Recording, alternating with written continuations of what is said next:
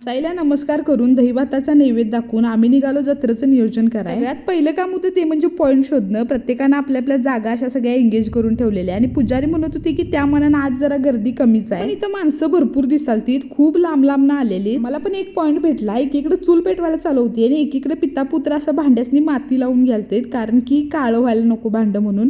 मम्मीने तोपर्यंत कोंबड्याचं नियोजन केलं आणि आहोनी लगेच रस्ता फोडणीला टाकला.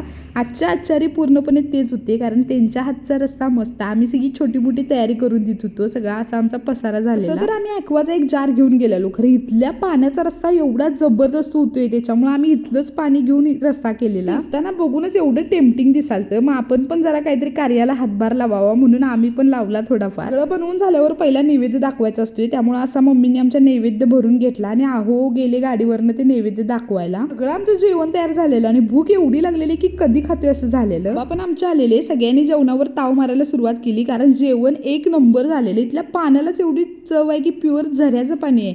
नुसतं चटणी मीठ टाकून जरी जेवण बनवलं तरी एवढं टेस्टी जेवण बनते. कुणी मसाई पठारच्या जत्रेचं जेवण खाल्ले त्यांनी कसं लागते सांगा आणि व्हिडिओला लाईक करा.